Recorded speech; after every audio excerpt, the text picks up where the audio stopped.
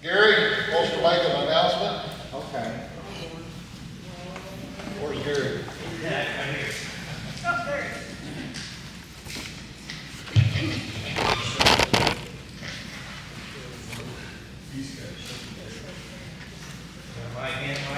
There you go. For anybody that has ever bought antique hand tools in Garland, there's a gentleman named Lynn Dowd.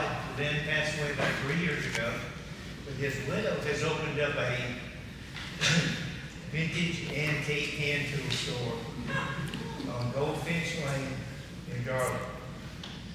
I bought this from her 2 weeks ago. It was made the last year that they were made. It dates back to 1890. It's 136 years ago. So if you're in need of a handsaw, Bobby is.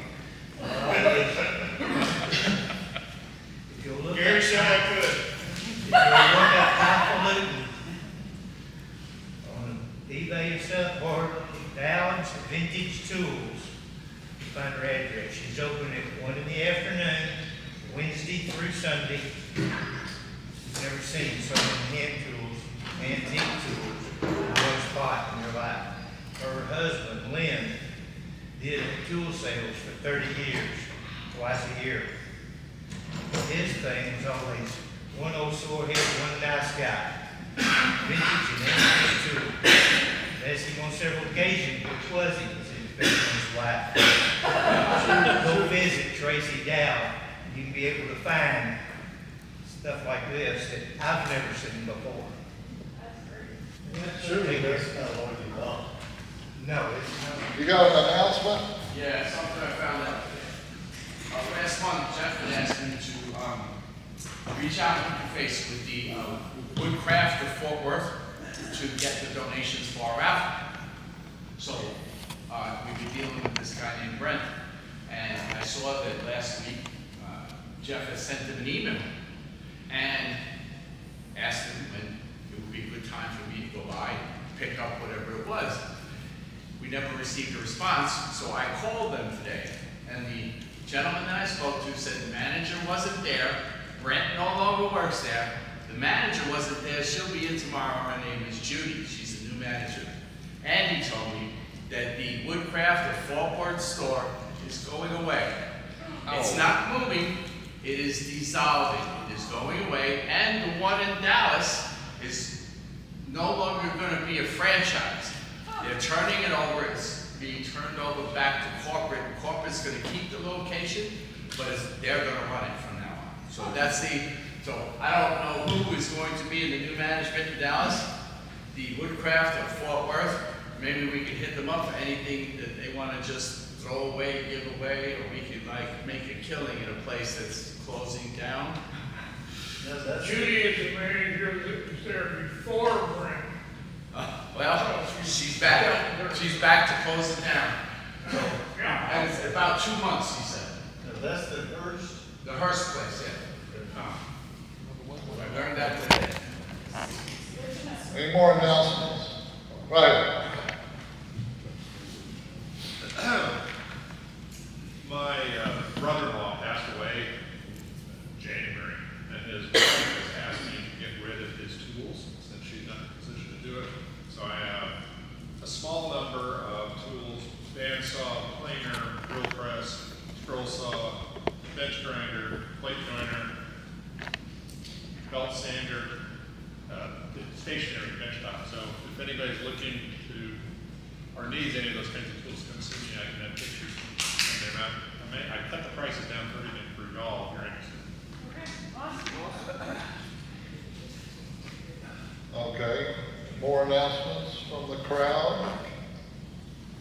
Okay, then first time, people here first time, raise your hand, and if you wouldn't mind, if you could stand up and tell your name and a little bit about yourself.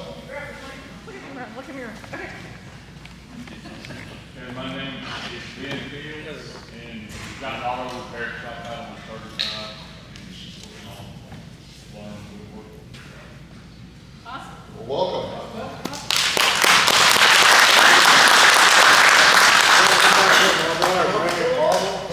Right behind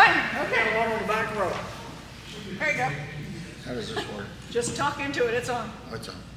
All right, my name is Wendell Thomas. I live in Granbury, and I'm here because I met Richard. He had to rescue my bandsaw for me, and he did an outstanding job, and I was just curious as to what y'all did. Well, we're glad you're here. Welcome.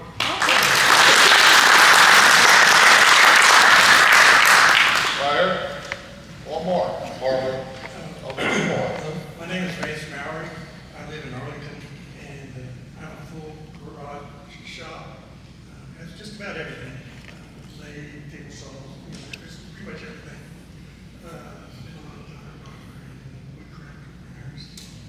I've been wanting to come to this class for a couple of years now. My shift didn't allow that. I worked till 7 in the evenings, so my shift's changed. I get up a little earlier, but I'm able to make it, so I'm glad to be here.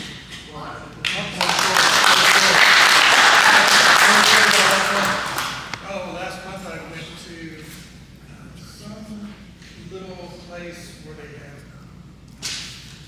a library and stuff like that. I don't know, but I picked the brochure up from Cohurst, or actually from Marco in Arlington. And I went early hanging around outside, and they have ladies that go in and do jazzercise or whatever, and they were like wondering what this guy was doing in the parking lot. I was afraid that for sure they were going to call the cops. Because they were even walking around talking on their phone. So I finally left after about 6 an hour 40. I didn't wait much longer. Stop for a little while. Nice. Okay, one more.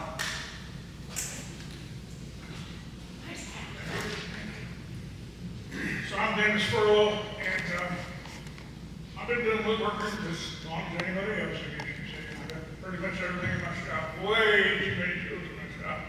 But hey, that's just supposed to be. So I used to work at Woodcraft, and right now I'm just retired, so I can take it like easy. I got out before the pandemic hit, I guess you say. So I've always done woodworking, I still do it every day, just about. I don't know, not many days I don't do it, so I trust you guys. But, so I've thought about coming down here for quite some time. You know, it's a little bit far for me to come, so.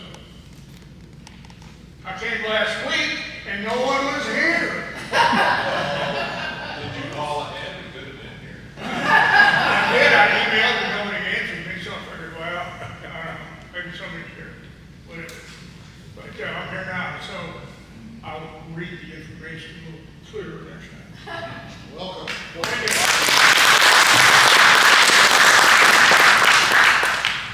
Kevin. I heard him say he has way too many tools, but I did not hear him say he has way too many clamps. I got 150. 150, is that too many? No. Since I got 20 minutes. Well, thanks to y'all for coming out. Tonight's going to be a little different. Our regular president's on vacation, so I'm the fill-in. Don't blame him for what I do. We can blame him when he gets back. Now, at this point, Dennis is going to make an announcement. I'm going to do a drawing for the last quarter. Spent a little, which never happened last month, so I'm going to draw $400 gift card. So spit whittle is where you bring something and show it off, and then you get a ticket for bringing something in and throw it in the bucket, and then once a quarter, we draw out of the bucket for a gift card. So this was for the last quarter, plus 1 month, because Dennis was out last month. Jim Farrow. Jim,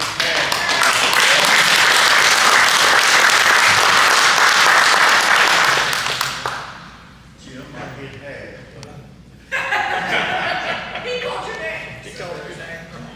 get up. Yes, sir.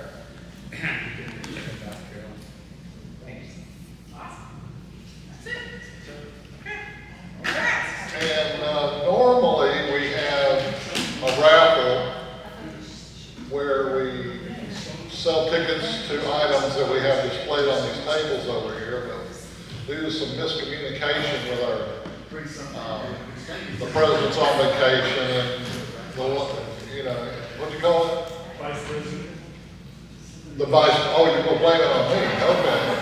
Yeah, it's all my fault. We don't have anything to raffle this week, so maybe we can make it twice as much next month. If possible. So. You are. Okay. So I'm gonna do a craft fair update real quick. I was just looking at where we are with the numbers. When we did this spring one, the very first one we did, we had 60 crafters. We are up to about 30 at this point, but we also have room for more. And this year I'm actually opening it up, not just to crafters, but I chatted with our board and we're going to open it up to some local businesses as well. So if you know anybody that has their own local business, say they have a small business from home, that kind of thing, where maybe they rep a particular product line, but they don't build it, but they rep it, we're open to that as well. So, and I am working on getting more food trucks.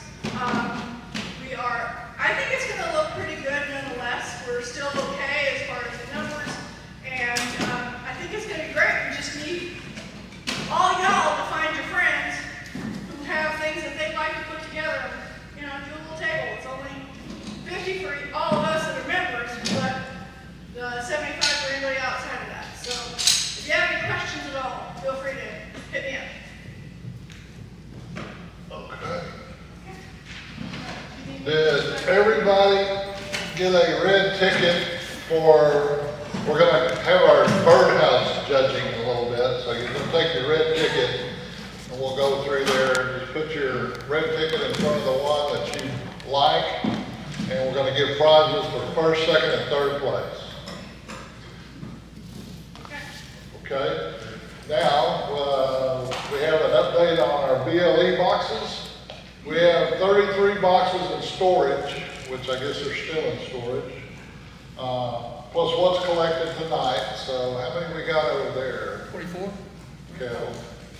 Somebody said 24. You're gonna have to. I think 25.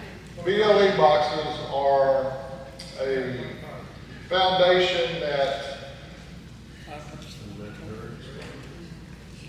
well, yeah, absolutely. I didn't see you sitting over there, please. First of all, you guys are amazing as always. For those of you that don't know me, I'm Jennifer with Brave Like Ellie. So we're a nonprofit that serves families affected by childhood cancer by gifting what we call Brave Boxes. So they're gift packages. So you guys partnered with us last year for our hospital Brave Boxes. I asked for 50 last year. I think y'all made 67. Yeah. I just did the math with what you're saying. If that's 24 and Jeff's got 33, I forgot the number, but 57. 57? 26 right now. Oh, 26. Okay, cool. Yeah, so 56. Is that right? Anyway, y'all exceeded what I asked for, so that's amazing. They're great gifts outside of our food. So, thank you so much. And while I have the mic, I just wanted to shout out James built our parade boxes that I had this big dream that I think they're like 4 feet, biggest one 4 feet, 2 feet. I had this dream of stacking them. The first time I couldn't because I didn't think through the weight and it was gonna be on a trailer and we had people on it. So we did it for Christmas. We did our second parade for 4th of July. My wonderful fiance that has done woodworking came up with a plan last minute to secure them enough to make it through and everybody was safe. But we won Judge's Choice for the parade. So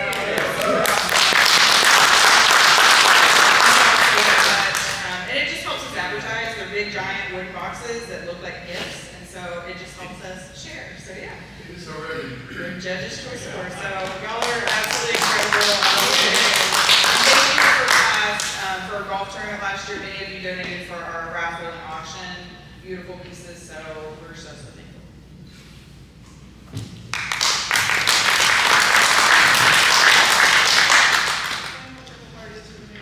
part of, for wounded vets that want to get on woodworking.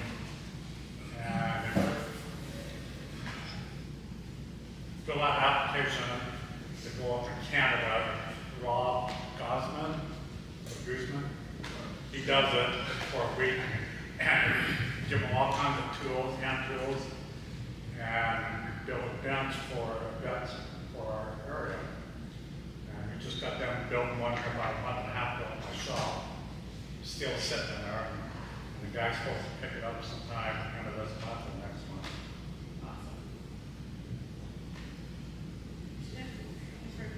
So we don't have anybody next in line as of right now? Oh. Okay. Bobby, you want to talk anything about social media?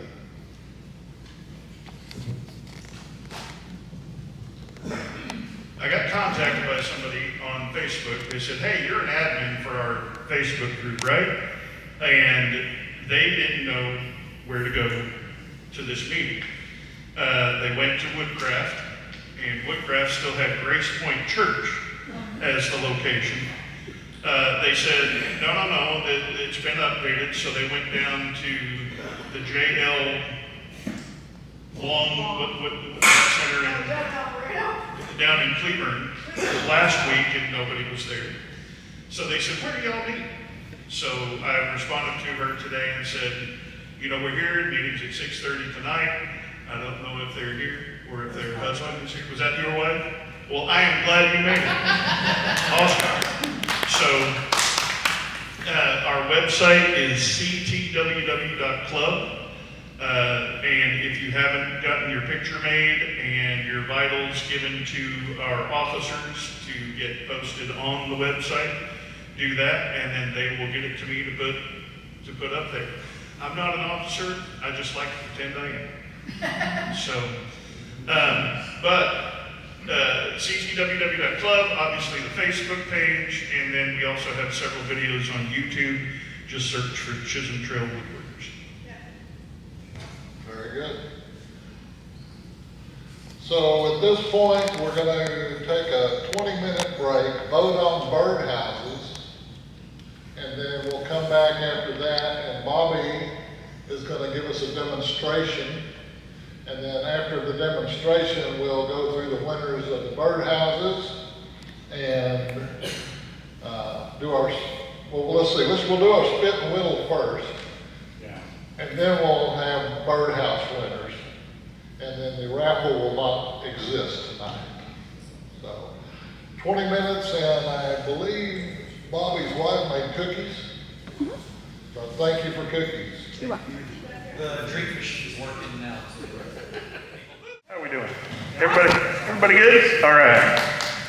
So as part of my presentation tonight, I wanted to build a workbench because I'm doing some things from the Christopher Schwartz book called The Anarchist Tool Chest.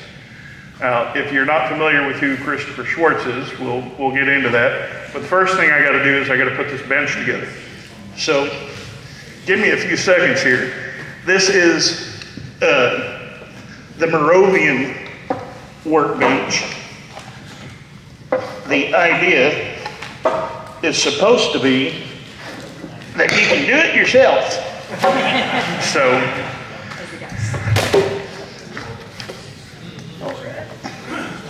and lean that back a bit.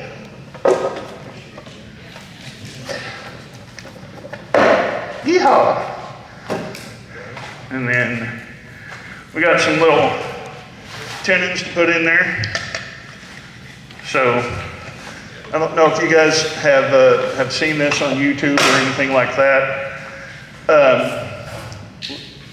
Site called Wood and Shop, and a guy named Will Myers came up with this design.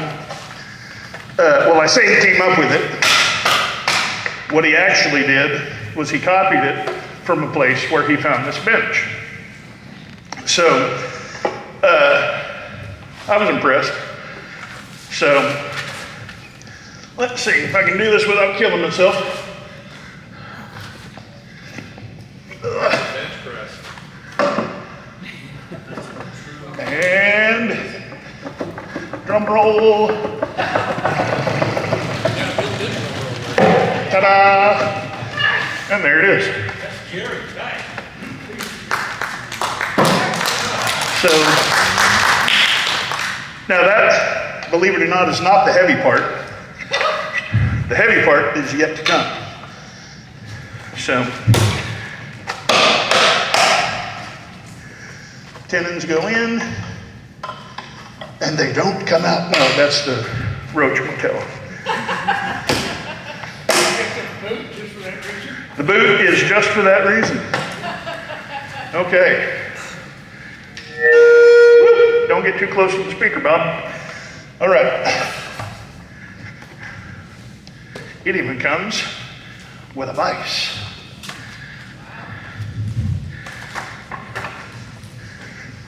Okay. Let's see if I can do this. I'm thinking you wise. There we go. All right. Now we need one moment, please. All right. That's the drum. Yes. Like I said, it's supposed to be that you can do this yourself. Give it down from one man.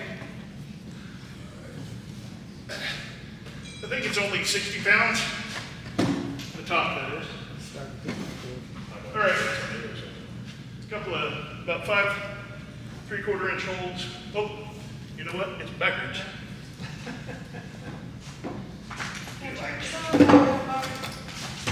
50-50 How about that?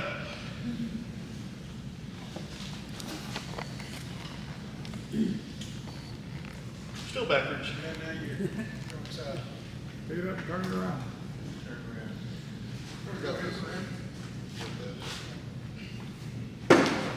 Now, Getting my exercise. Okay. Now I gotta be able to see it. 1, 2, 3, 4, 5. All right. Okay. I know. This is what can you expect for $5, right? This is the entertainment for the evening. Those slip into place.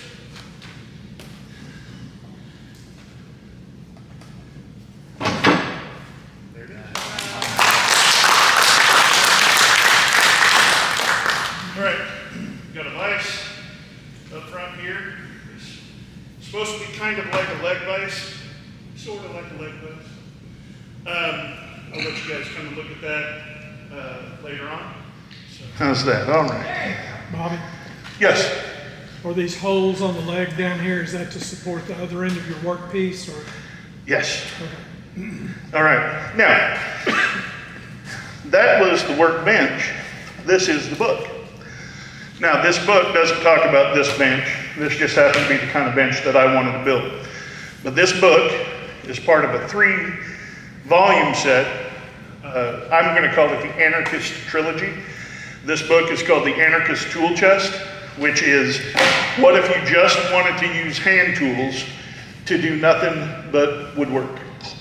And specifically, what Christopher Schwartz specializes in is making furniture. So to that end, well, what about a workbench? So he wrote a book called The Anarchist Workbench. And he's got some different designs in there, including one that he prefers.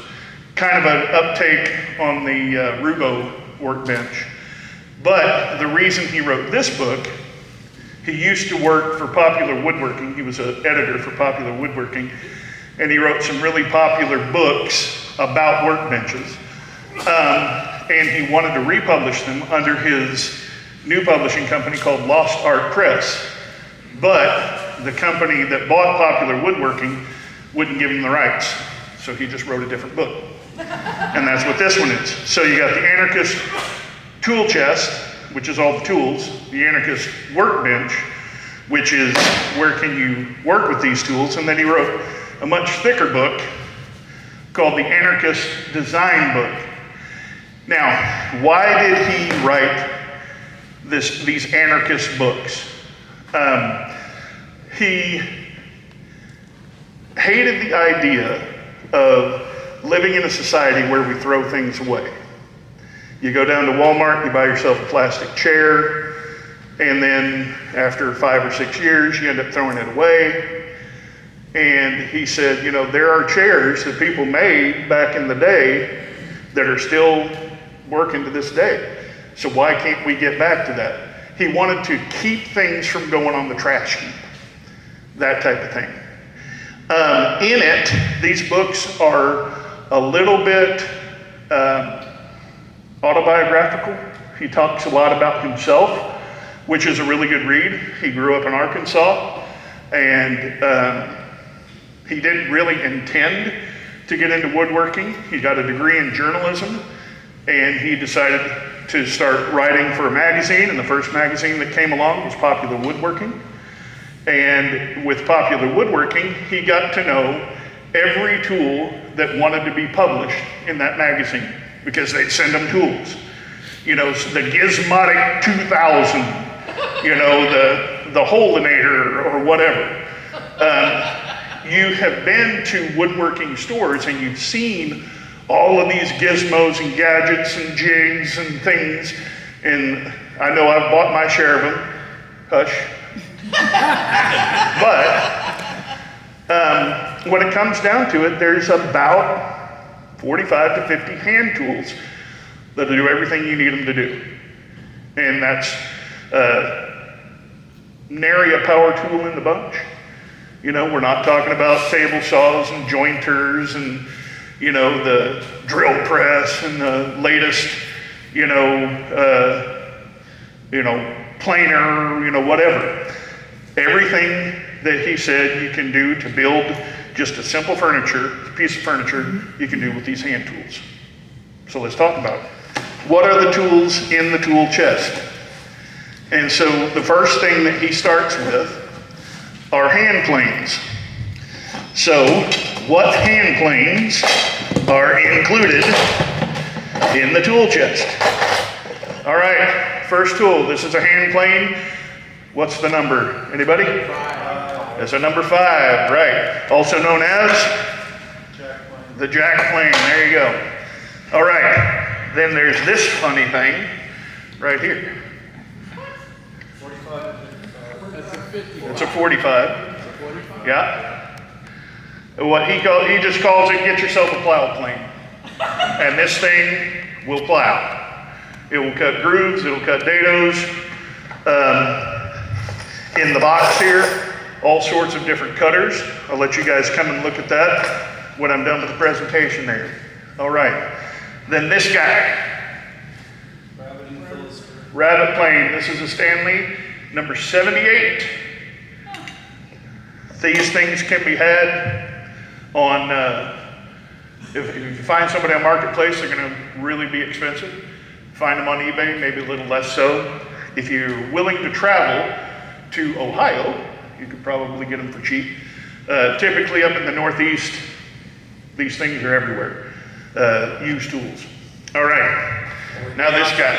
Tools that I was talking about that have to be in all Orleans also. Right. It's called Block plane. Block plane, anybody know the number? 60. The 60, all right. This guy. Router plane. Router plane, what do we use a router plane for? To clean out data. Same as a router? No. This cleans, that's right. This cleans up what you've already chiseled out, what you've already scraped out. That's an old one too. It also trues up. There you go. It trues up surfaces. Right. that you want. Get you level in the same plane. Exactly. All right, and then this one. That's a 3. No, this is a 4. 4 is more common. 4 is the most common. You can throw a rock right now and probably get a smoothing plane, a number 4. Stanley number 4, Stanley number 5. I didn't get a Stanley 71. This is a Tay Tools knockoff. I like it, works really well. The block plane is the new Stanley. It's not a vintage. I'm sorry, I bought brand new. It's okay. The routing plane got secondhand. This one, I did get off a Facebook Marketplace from a chap in Arlington, measuring and marking.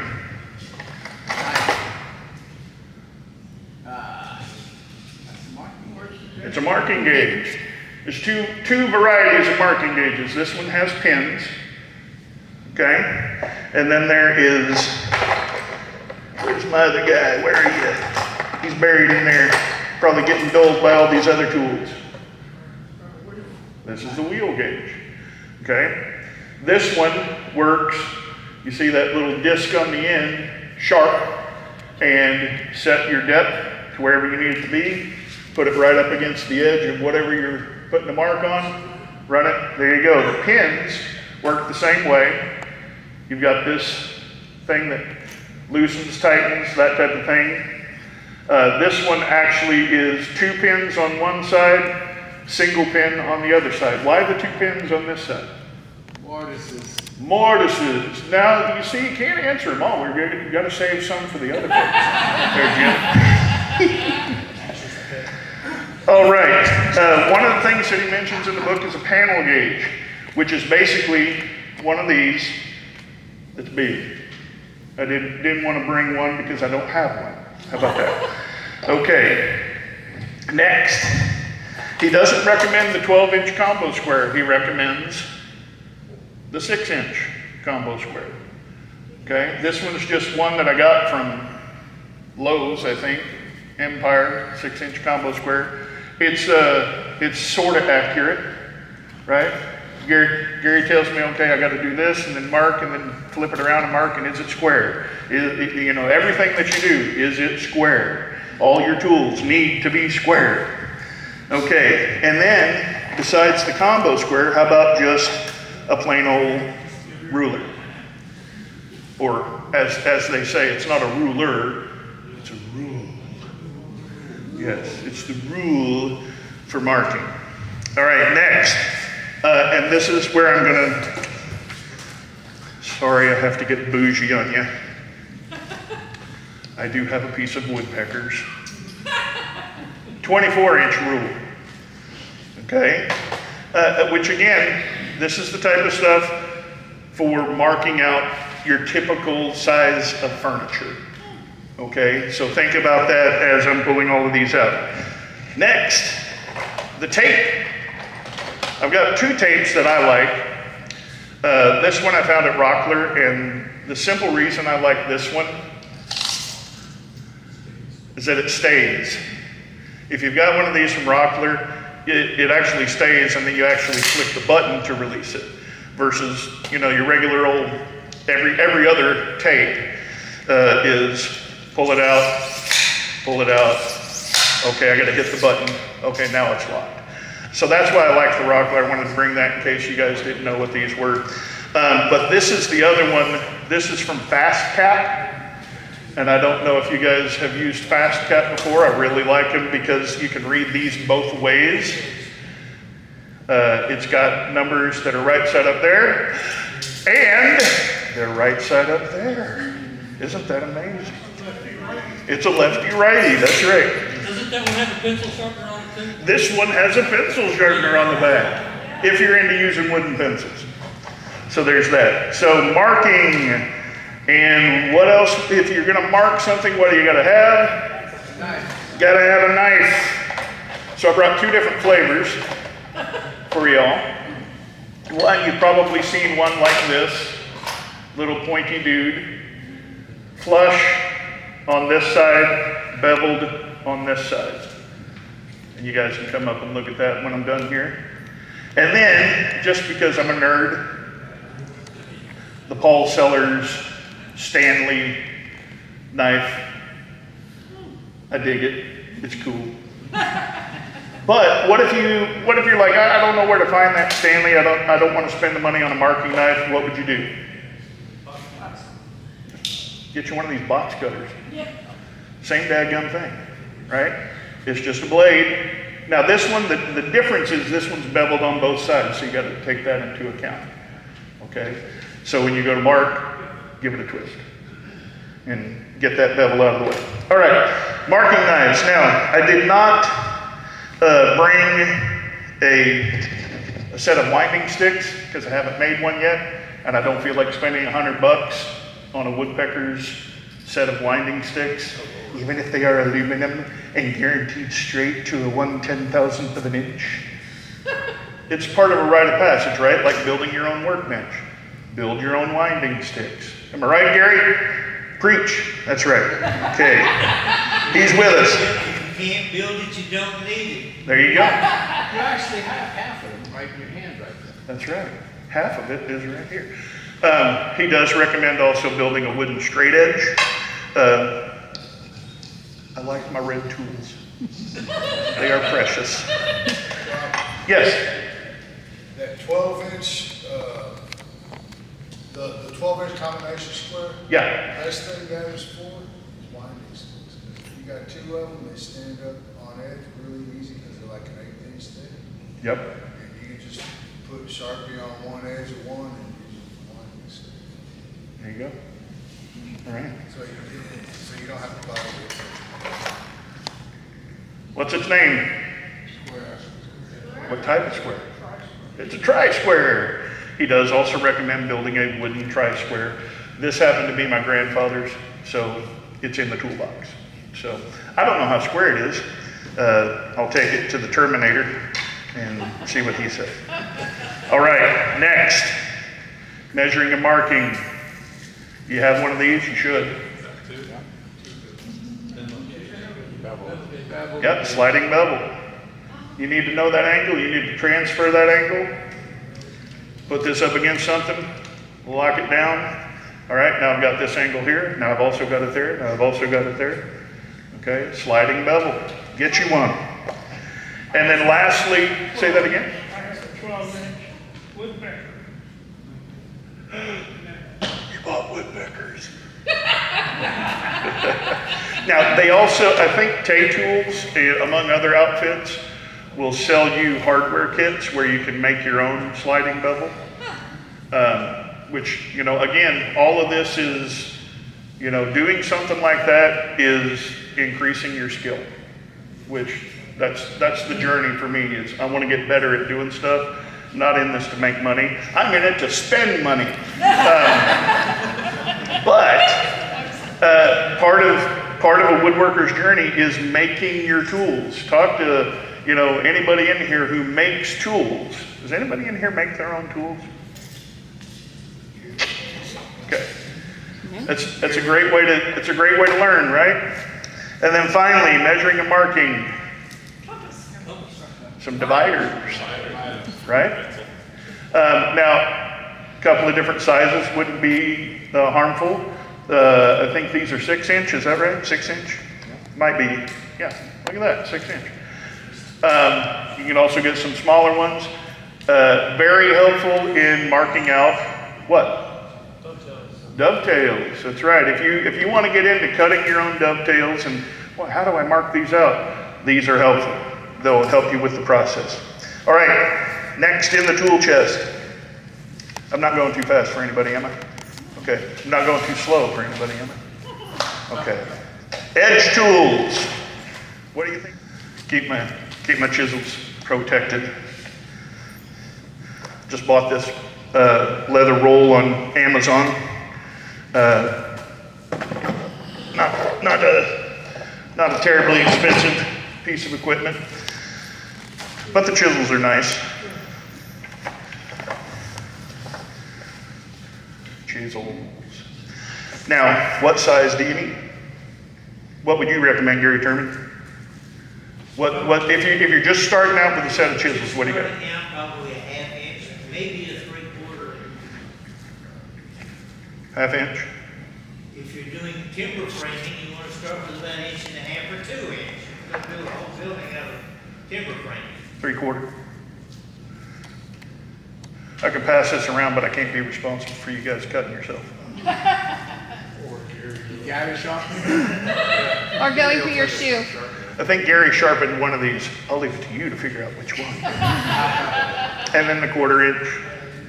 And these are bevel edge, which again, helpful if you're cutting. dovetails, right? And these are beveled all the way down to the edge so they can get quite sharp on the edge. All right, next. I would get a regular rasp, but I really love these. Shinto rasp. Coarse on this side, fine on this side. They will take wood off right now, okay? And I don't feel bad doing this because this is my bench. And I've got a tarp down here. So there you go. All right, next on edge tools, a card scraper. Anybody used a card scraper? Yeah. Why would you use a card scraper, you crazy people? Crazy Grant. Oh, hey, by the way, next to the card scraper, the mortise chisel. Yep. So, card scraper, I only got one. This one's by Baco. Good tool company, right? Good tool company, yeah, Brazil. Yep.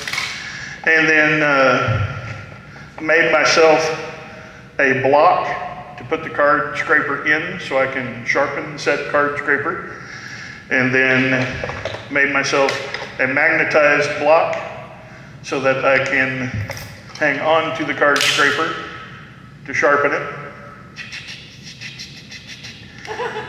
And then my thumbs get hurt sometimes. So I did spend some money on this Rockler contraption, which bends the card scraper to an angle so that it's effective. Yeah. Where's the card scraper for? Card scraper. It's for scraping. Yeah. It looks like a card. I put it in this contraption here, which angles it out, and then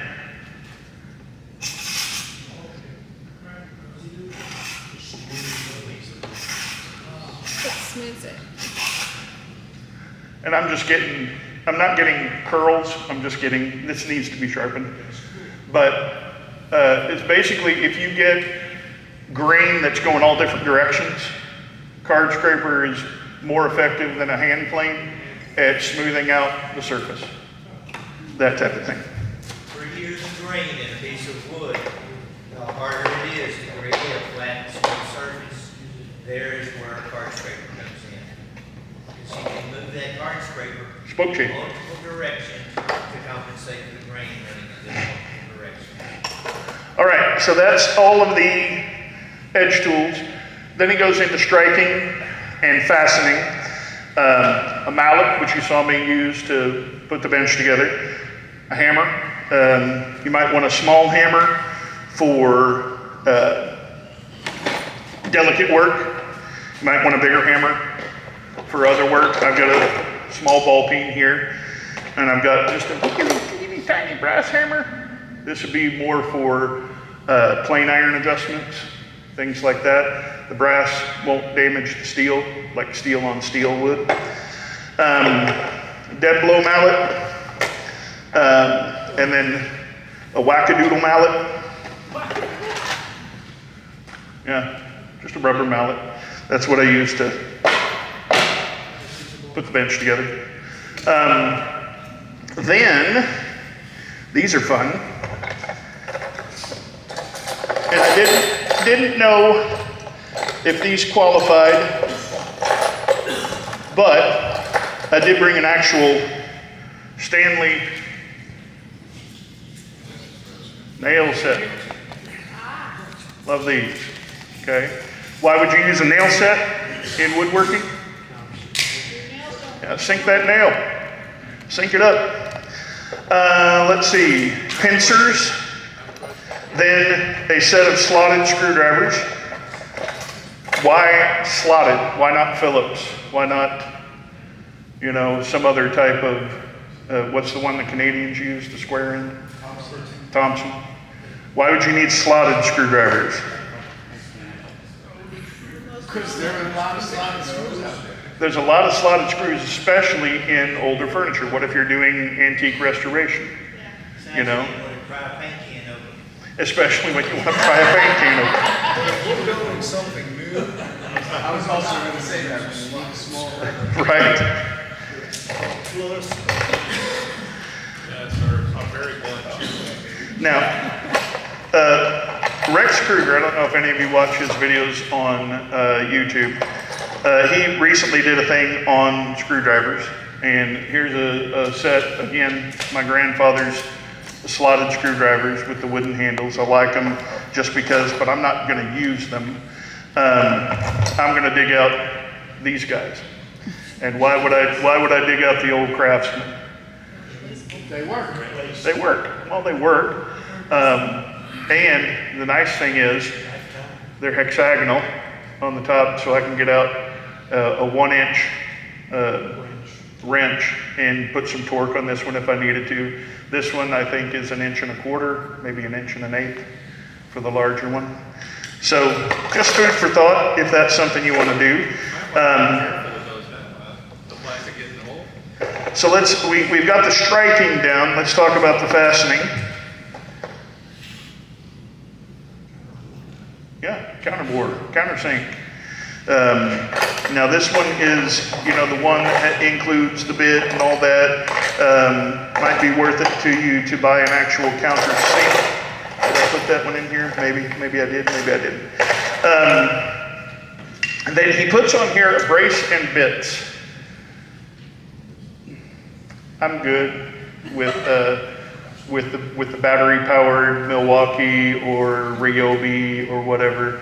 I don't need to give it that. I'm not a hand tool purist. I'm going to, as some of the YouTubers say, use the demon-possessed battery-powered yellow thing. So we'll do that. Then as far as bits, he recommends Brad Point bits. If you've ever seen Brad Point bits versus twisty bits, here's a set of Brad Points. The difference being what? Yeah, well, the twisty bits, yeah, where the Brad Points have a point, where you put them is where they're going to be. The twisty bits, you put them on the wood and it might walk over here. So that's for you guys to check out if you want to check them out after. That's what the punch is for. That's what the punch is for, that's right. But then there's this guy, I love this. He's so cute. Just, look at the Okay, and then one last thing that he recommends for striking and fastening is a dowel plate. I don't have one of those yet.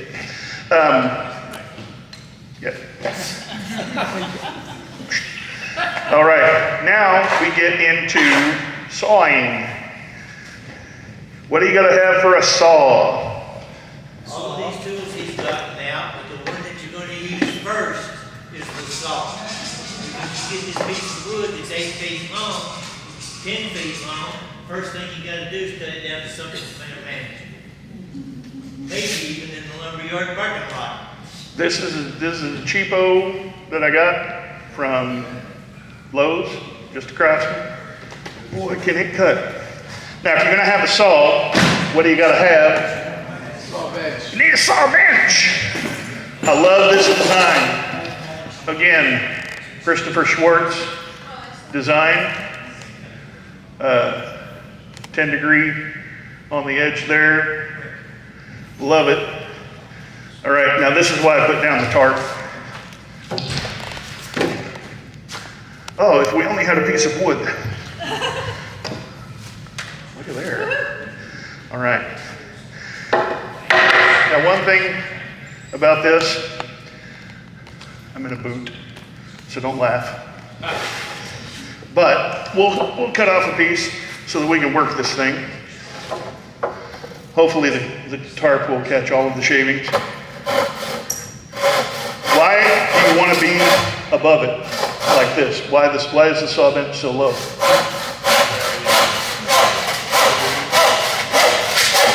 Because this guy cuts at this angle. You want to be over it at about a 45-degree angle. And that's where it is most effective. There we go. Ta-da! All right. What other kinds of saws do you need? Rip saw, Dovetail saw. dovetail saw, like a dovetail saw. Ooh. Yeah, I got this one from Woodcraft before they sold out. So, all right. Now I get to see if my vise works. I just built this thing today. I'm not kidding. He's not. I just 15 built minutes this before today. we left the house, he was still working on it. You like the ends of my vise here? They're the little things that you put under your furniture to keep them from sliding. They happen to be the right size. All right. Yep, now my furniture's gonna slide. Look at that! Holds it tight. All right. All right, dovetail saw. You can get a standard dovetail saw. You can get a fine dovetail saw. What is the difference? That's possible. Price. This one's 20 TPI. Teeth Teeth per inch. There you go. Whereas a standard dovetail might be 14 teeth per inch. Then this Craftsman panel saw, 11 teeth per inch. What does that mean, teeth per inch? Same as your circular saw blade, same as your table saw blade, same as your band saw blade. More teeth means finer cut, right? And fewer teeth, Coarser cut. more aggressive. You're going to get done quicker, but it's going to be rough. Okay? So, how does the dovetail saw work? Let's see. I'm over the tarp, right? Okay. When you saw, should you really bear down? No. The saw does the work, right? And that's the beautiful thing about hand tools. If they're sharp, they work. As opposed to folks that like, okay, I have a tool that's not sharp, and you ever been in the kitchen and you're trying to cut a tomato? And you just give it hell, and that tomato goes like that? That's because your knife's not sharp, right? Same thing with hand tools. Just sharpen them up, okay? I'm working on, I know it was a few months ago we had the presentation on saws, and he talked about some different things, you know, in making saw handles and things like that. But I'm working on making a saw vise, which will go with this thing, hopefully. And so then other types of saws, you can have a carcass saw, you can have a tenon saw, a flush cut saw. Ooh, I love how thin these are. But the thing is you can get right up on the bench, and it's not cutting into the bench, but whatever's sticking up, this saw is going to cut it. Cheap on Amazon, but this thing cuts like you wouldn't believe. So You gotta watch those though, because some of them teeth are not. you want to make sure if you're getting a saw, make sure it's only set to one side. Make sure it's flat on the other. This one is definitely flat on the side where there's no printing. On this side, the teeth are set that direction. But the thing I love about this is you can get it because of the flexibility of the blade. You can get, like if I had something that was right on the bench, I can still bend the saw enough to flush cut using the rest of the saw. It's cool. Coping saw. You guys have seen a coping saw, right? Mine is in here somewhere. It's kind of junky, but again, my grandfather's. I like it. It's neat. Cuts on the push stroke, Western style saw, right? Zip that way. This guy, Japanese Ryoba saw, cuts on the pole stroke. So if I try to go that way, nothing's happening. But if I do this, look at that, a cut. Isn't that cool? I love it. These are actually quite cheap.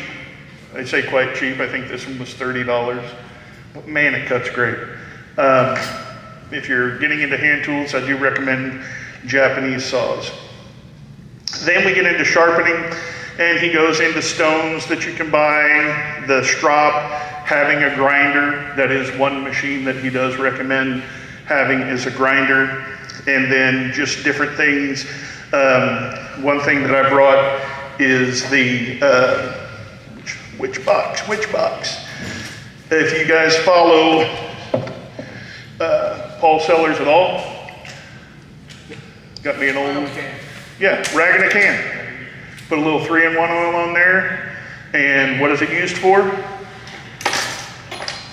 Slick up the bottom, okay? And then this thing runs just as smooth as you please. And then he does recommend some sort of honing guide if you're not used to sharpening things freehand. I do use a honing guide for some things, but I am getting better at freehand sharpening. Then of course the appliances like a workbench. The workbench is not, the ultimate tool. It's just another appliance for woodworking. Bench hook, saw bench, shooting board, and then of course clamps, that type of thing. Now those are the ones, that's about 45-ish tools that he recommends getting started with hand tool woodworking for making furniture. Then here are some of the things that are nice to have. You don't have to have them right away, but you might want to invest in them.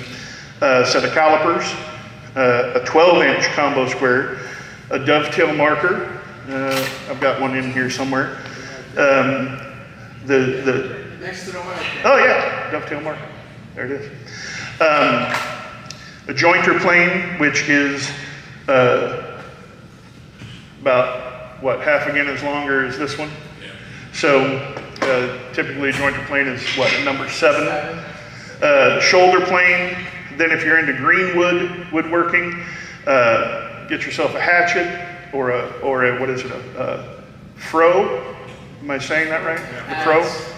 Yeah, adze, froe. Getting a draw knife if you want to work with green wood. Then if you want to get into some of the specialized planes like a beading plane or a set of hollows and rounds, if you really want to get specific with your dovetails, get you a set of fishtail chisels or a specific fishtail chisel, which is basically a chisel with the end cut out so that it looks like a fishtail. Helps you get into those tight spots. Draw bore pins. Make yourself some draw bore pins. Why would you do that? So that you can put things together, mortises and tenons, things like that. A bow saw, mill file, things like that. Now, one of the things that I did make, and I'm getting dangerously close over here, but I love this. And I really like Jim Polanco's version of this. Yours is sexy, man. I'm not gonna lie. That thing is just cool. What is this? It is a Moxon vise, which is great because this dude sits up a little higher, clamp it to the workbench, and what do you use it for? Again, you can use it for dovetailing. Get this thing loosened, and then you can put it right in there, brings the work up higher, get closer to your work, that type of thing. I'll let you guys come take a look at that after we're done, and any questions you guys might have. And then that's about it. I did bring a few examples of some holdfasts that work with this bench. Unfortunately, I've got the bench really covered right now because one thing I forgot to bring with me on the bench is this back side. This is only about 12 inches wide. I left the other 12 inches for a tool tray, which I built, and I packed everything up, and we got on the road and said, hey, let's go to the meeting. And then I got here and started setting things up, and I'm like, where's my tool tray? It's still at home. So, anyway, that's my presentation for tonight. Hope you enjoyed it.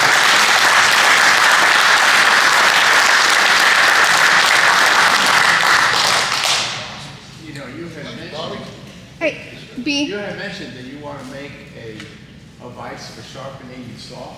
Right, You don't need that, you just need an alternate set of jaws for that. for the moccasin beds, yeah.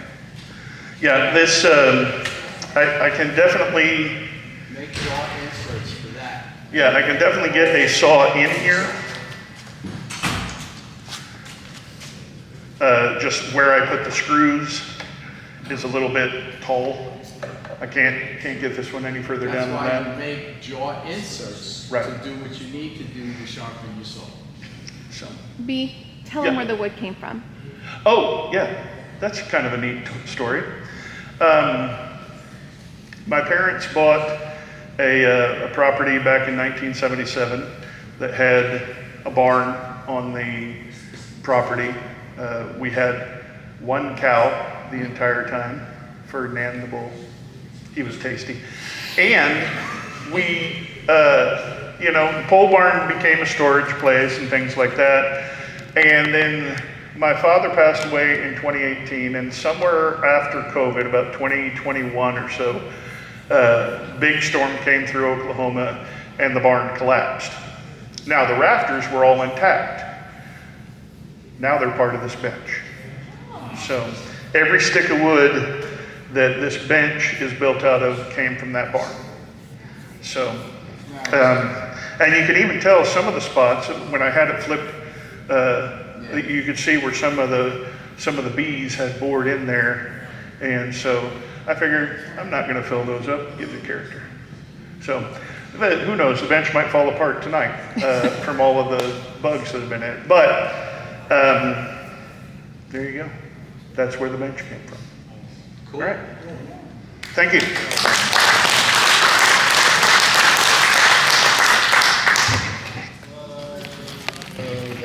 Okay, now we're gonna have spit and whittle, so anybody that brought something to show, line up over here where Dennis was. This is a hackberry I had, a big old chunk of wood. And I put it on my lathe, and I think Walter came over and he was getting ready to turn it, and I said, no, you're not. So, and then Ron came over and sitting on my lathe for about 3 months. And every time we started turning it, it started cracking. So, just all the different grain patterns, and it's hackberry, so. It's hackberry? Hackberry, That's very cool. and it's 13.5 inches by 5.5 inches.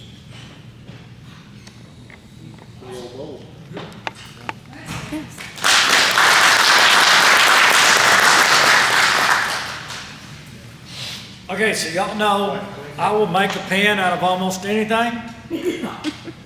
The other night, we went to the Beach Boys concert in Windstar. Security wouldn't let me get close enough to the drummer to get drumsticks from him. So on the way home, I was looking at the ticket and I thought, you know what? I could roll that ticket around the tube and make an ink pen. So I made ink pens out of my ticket stubs from the Beach Boy concert.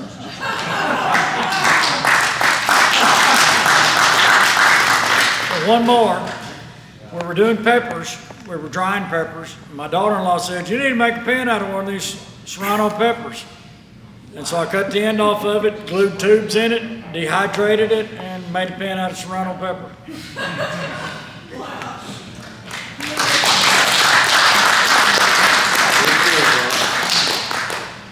When you're a toy maker, you got to play with them a little bit. And I made a lot of toys for Salvation Army for years. Made hundreds of toys for them. But then I got some that I'm more like models than they are toys for little kids. This thing here, the doors and windows are applied. They're 1/16 of an inch thick. The back door's open. Put that under the truck. I just jackknifed it off the trailer. There it is.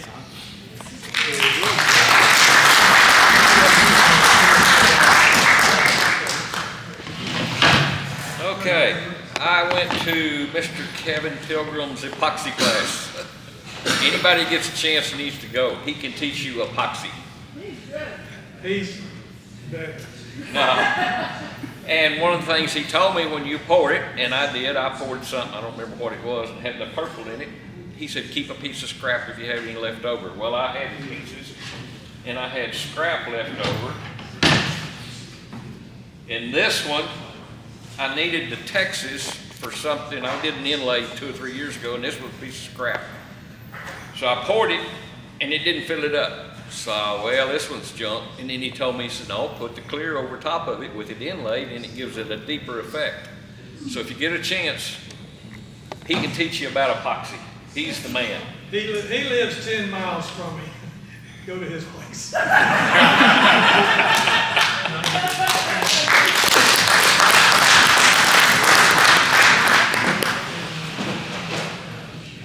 Where's Bobby?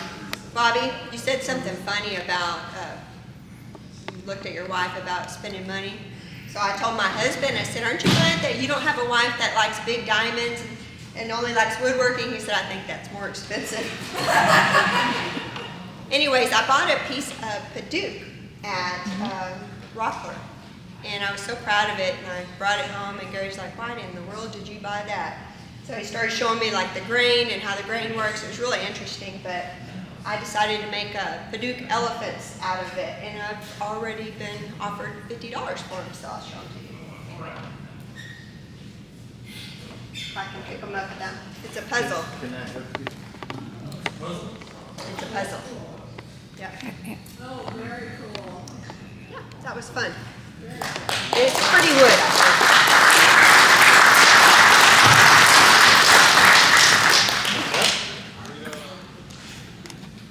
Two things, everybody. One up. First place? What we talking about? What place is that?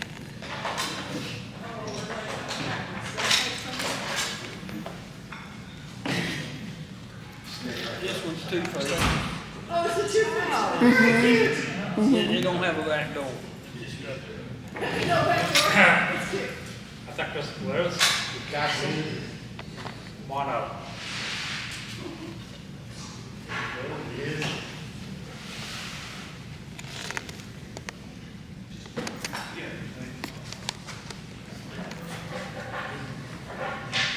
John?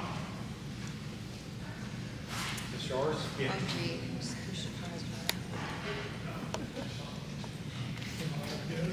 Yeah, come on. I ain't picking that up. She can pick it up if she wants to. I picked it up, the tree started wobbling.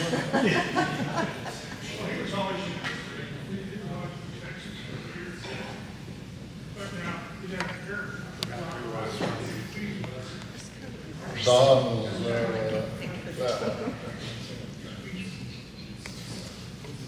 Third place goes to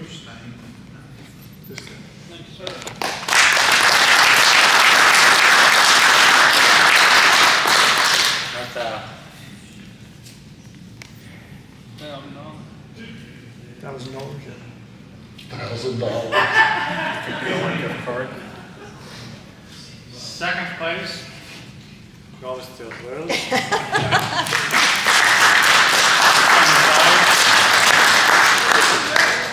And the first one goes to Don for 100.